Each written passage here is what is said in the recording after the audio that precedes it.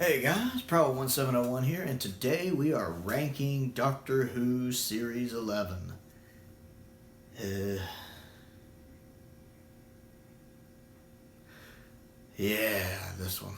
The most mediocre season of Doctor Who to ever exist. This one's a tough one, because this was like the opposite of Series 2. Series 2 has a lot of highs and a lot of lows with very little in between. You have your great stories, you have your bad stories. This one, most of them are just mediocre. There are some shit ones, we'll get to those. But most of them are just right here in the middle. Bleh. I've never rewatched any of them. Every single story on this list I've only seen once. Although there are a couple of them I want to rewatch. But we're going to go ahead and start right off the bat here. And we got about four of them we're going to get out of the way. We're not even going to really talk about much. We have Arachnids in the UK, the Snunga Conundrum, It Takes You Away, and the Battle of Alright, these are all shit. Let's go ahead and get these out of the way quick. They're utter shit. Arachnids in the UK. There's potential here. Spiders are something a lot of people are afraid of. There's a couple scenes I like when the spiders are kind of dragging people away, but it's never realized well. And then at the end, the Doctor gets on to the Donald Trump character when he kills the spider, which really just puts it out of its misery. The big queen one that's dying anyway. It's suffocating. It's dying in a painful death. And while he doesn't have the best interest in heart, he is being a prick when he shoots it. Still, when you think about it, he really puts it out of its misery and gives it a much less painful death. It's a much less painful death than what it was experiencing. So really, it's like putting down a dog that's been hit by a car and not going to make it. And she gets on to him about it. I'm like, if I have to choose between drowning and getting shot in the head, I'd just rather get shot in the head. Personally, I'd rather not either of them, but still. So it doesn't make a lot of sense from, Dr. Karen. Next on the list, the Tanuki Conundrum, whatever it is. I don't really care for this one. The little creature that's eating everything looks like they're trying to create their own little baby Yoda, basically. That's what I think of whenever I even think about this thing, is they wanted to create their little version of baby Yoda that hopefully would sell a lot of pop figures. Episode's uninteresting. Moving on. It Takes You Away. This one is just plain stupid. I think there's maybe an idea they were trying to work here, but the writer is not good enough to make it work. It's not executed well. It's just stupid. I know people seem to like this one sometimes. Some people do, and I don't get it. I'm not taking anything away from your opinion, but I think it's crap. Utter crap. And then we have the Battle of whatever. This is the probably the worst series finale, except maybe the Timeless Children. This one's boring. It has some nice moments with Graham and Ryan. Other than that, it's boring. And the whole episode is basically the Doctor having to deal with a situation she created from the first episode. Seriously, everything going wrong in this episode is the Doctor's fault because she screwed up in episode 1 of this season. We'll circle back to that. Now let's get into the actual episodes we're going to be ranking. And at number 6, which is where we would be, The Woman Who Fell to Earth. Not really good, but a couple things I like about it. I do really enjoy the scene when the Doctor makes her sonic screwdriver. I actually like that. I like that she does make it with the spoons and the alien tech. I enjoy that scene. A lot of fun to watch. I like Grace. I think Grace is a nice character.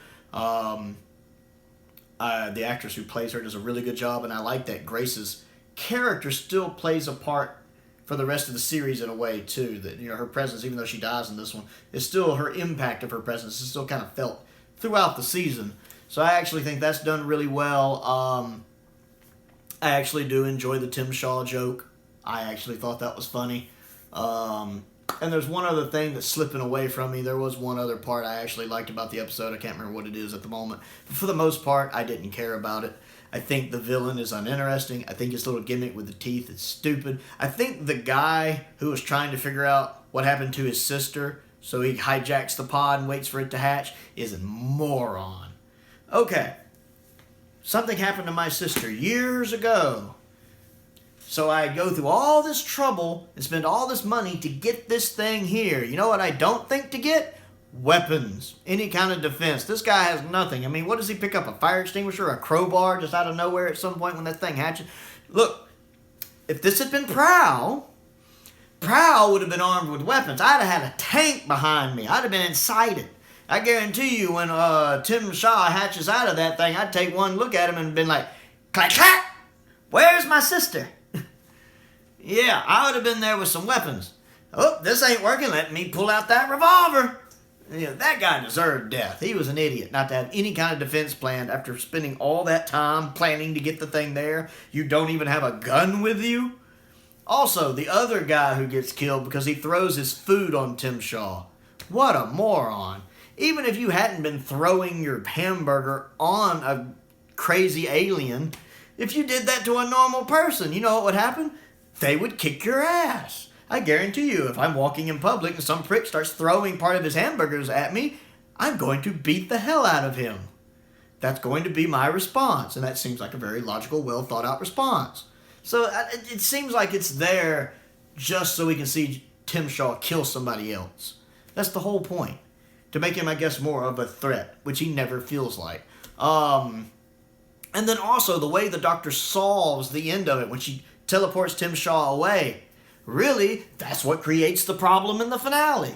You know, and he's there influencing these religious people at the end of the season in the Battle of Whatchamadoit for thousands of years. And that's all the Doctor's fault. All the Doctor's fault. Yes, our first female Doctor has screwed up badly in her very first episode. She screws up. Let's be honest about it. She screws up. And again, that's not Jodie Whittaker's fault. That's the writing's fault. The writing is awful here. We make the very first episode the Doctor has ultimately a failure. Also, she doesn't save Grace either. So automatically one of her new companions dies while she's failing. Also, touching on the Battle of Whatchamadoit. That little bit at the end, you know, when he has all the planets shrunk down, creating that little weapon he's creating, you're like, that's a clever idea. And my response is, yes, it is a clever idea when Douglas Adams came up with it in the classic Doctor Who story, The Pirate Planet with Tom Baker, which is a much better story than anything else in this season. So yes, it is ripped straight out of Classic Who, straight out of the best decade of Doctor Who to ever exist, 70s Doctor Who. So, moving along, next on the list is... Let's see, what is next on the list? I can find it. I'm trying to read my own handwriting today. The Witchfinders, yes. I was trying to... It looked like it said the Web Fangs. Apparently I can't write today either. I write in hieroglyphics, apparently.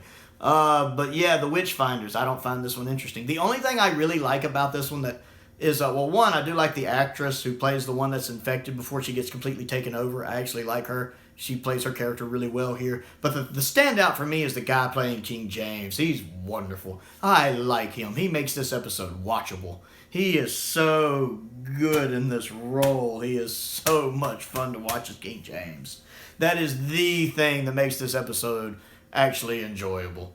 I would love to see King James come back in another episode. I really, really would love to see. With the same guy playing him because he's so good in that role. Moving up to number 4 on the list, we have Rosa. I'm just going to say it. This episode is overrated. And I'm not going to get into why, but I do think this episode's overrated. It's a good episode. Let me be clear. This is a good episode. It's not a great episode. It's not an okay episode. It's a good episode. Not a good episode, but a good episode. You know when people are doing those tier rankings that they do now on Doctor Who where they have the little computer thing with the tier? You know, they have okay and good, and sometimes they're making up their mind where to put that thumbnail between okay and good, and they're kind of You need a spot right there kind of in between those two. That's where Rosa falls. Rosa's like halfway between okay and good. It's good. It's not good. It's good. It's got some good stuff going on in it. The actress who plays Rosa Parks in it is great. She is phenomenal. Let me be clear on that. She carries that role well. The way the episode handles it is really well done in the sense that the Doctor doesn't hog the glory. Because it would have been really easy to screw up this episode and tick a lot of people off. But they don't take away that significance of that moment from Rosa. It's still her moment, and she pulls it off beautifully. And the actual moment in the episode is wonderful. It is well acted. It is well choreographed. The music there is really, really good. I felt very moved when I was watching that scene. It's a really good scene, and my hat's off to that scene. I also really enjoyed the scene when Ryan is interacting with Dr. King and Rosa Parks, and he's just so in awe to be around these historical figures, and like one I was talking to him, he's like, "Oh, hold on a second, Dr. King, I'm talking to Rosa Parks," and you see him, and he just has that look on his face, like he's so in awe to be in the room with these people, and that's a really powerful moment for Ryan, really well acted by Tosin Cole in that. I actually really enjoy that, but there are things I don't like about this episode. One, I don't think it was a necessary episode. I'm from the South. I was born in the South. I was raised in the South. I'm very familiar with this story. I've learned about it in history all my life. So it seemed like a very unnecessary episode. Seems a little preachy, which the episode by itself I don't have a problem with, but when you combine it with all of the other episodes this season that seem preachy, like they're trying to kind of ram something down your throat, that kind of gets a little grating, but not on its own. Not taking the episode in a bubble, it doesn't. One of my main complaints, again, being born in the South and raised in the South, is how the other characters are portrayed in this episode, because they border on the cartoonish or the caricaturish. They seem very cartoonish in nature, very two-dimensional, because while I wasn't alive in the 50s, I know a lot of people who were, and it wasn't like that. I do believe there were people back then like that, but I do not believe that literally everyone was like that. It's such a blatant stereotype that you can tell whoever wrote the episode definitely isn't from the South. They're in the BBC. It sounds like some person told them about who had a very biased opinion, told them about the South, and that's literally the only research they did. They literally wrote something they really wrote our whole concept of the South just from what they've heard of the South from one or two people who had a very biased view of it. And again, the characters in it just come across as very cartoonish, very caricaturish, very much a stereotype that, to be blatantly honest, if it had been a stereotype against anyone but white people, they would have been crucified in the media, crucified in this day and age to just have such an important episode with such a blatant stereotype in it. They would have gotten crucified in the media if it had been anyone else. And that actually really, really, really holds this episode back from me. So there's a lot of good in this episode, but there's a lot dragging this episode down for me. And again, it's a good episode. It's just not a really good episode. And it could have been if I think a few more passes had been done. Maybe a couple more drafts had been made of it. Number 3 is the Ghost Monument. I like this one. There's a lot going on in it. I like the two people that joined them in the kind of race, whatever they're doing. The guy and the girl that joined them. I like them. I think they're well acted. I like the idea of the bandages that can kill you. They just kind of wrap around you and suffocate you. Kind of reminds me of an episode of Thundercats when Lion-O's inside the Dark Pyramid and he walks past all these mummies lining the wall and the bandages come alive and try to wrap around him. And you find out each person who's wrapped up is a victim of these living bandages. They just, they kill you and then turn you into another monument, basically. So I find the live bandages thing's pretty cool. I like that the Ghost Monument was the TARDIS. Don't really care for the reveal of the interior of the TARDIS because it never really gives us a good look at the interior of the TARDIS, to be honest. And I do like the guy who's kind of hosting it, how at the end they're like, yes, we're demanding that you also free them. And he's just like, no, snap, and he's gone. I actually really enjoy that. It's, like I said, it's not a perfect episode, but it's fun to watch. Number 2 on the list is The Demons of the Punjab, or whatever it is. I really like this one. Well, maybe really like's a strong word. I enjoy this one. If this is an episode that's supposed to be meant to flesh Yaz out, I think it fails there because I still don't feel like it really fleshes Yaz out. We spend more time learning about her grandmother, who's an interesting character. I actually enjoy them fleshing out her grandmother, the younger version, and even the older version of her, I really enjoy in this episode. That bit about when she says, the watch, it must never be fixed. I like that. I enjoy that. I don't know on a rewatch if I'll enjoy this one as much as I do, but on a first watch, I really liked it a lot. Plus the Doctor kind of being it seemed like a fixed point in time where she couldn't save, Yaz's grandmother's husband right after they got married. For some reason, she wasn't able to, just because that's a moment that had to stand. Yeah, it's a good episode. And then number 1 on my list is Kerblam. And again, I don't think in most seasons Kerblam would be just like a standout episode. But for this season, I think it is the standout episode. It's a lot of fun. It is a lot of fun. I like Pete's writing. I know some people think it sends a mixed message, kind of when you find out it's the computer, basically the Kerblam Amazon company asking him for help because one of its workers is causing all the problems. But again, I don't go into it looking for any kind of political message. I just go into it for a good story, and I think that's a nice little twist. So I actually enjoy how that turns out. I like the poor guy that Yaz meets who gets killed after he talks about his family. I think that's a well fleshed out character, especially for the Chibnall era. I really liked him. I didn't like that the girl that the guy who turned out to be the prick liked died. And she died sad. She opened the box. There's no present in it. She's sad. She pricks the little bubble wrap. She dies. I remember being a bit disappointed she got killed. I liked her. She didn't even really do anything wrong. But overall, I do enjoy the episode. I think Kerblam's fun. I don't think it... there's no standout episodes in this season for me. Not really. Again, if there's ever a season in Doctor Who that's just like the epiphany... I'm trying to think of the word I'm looking for. Just... There's a word and I can't think of it and it's making me mad.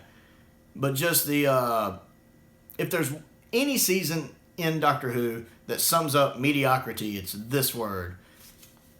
This season. I'm getting so mad right now. This season of Doctor Who is like the most mediocre season of Doctor Who ever. It is. That is just it. There are some really bad episodes. There's a lot of really episodes, and there's a couple good episodes. Not really good or great episodes, but good episodes. But there's nothing here there's not a single episode that I consider essential Doctor Who viewing. There's not one episode somebody's like, name me top 25 episodes of Doctor Who I need to watch. Nothing from this season is going to be on it. Top 50 episodes of Doctor Who I have to watch. Nothing from this season is going to be on it.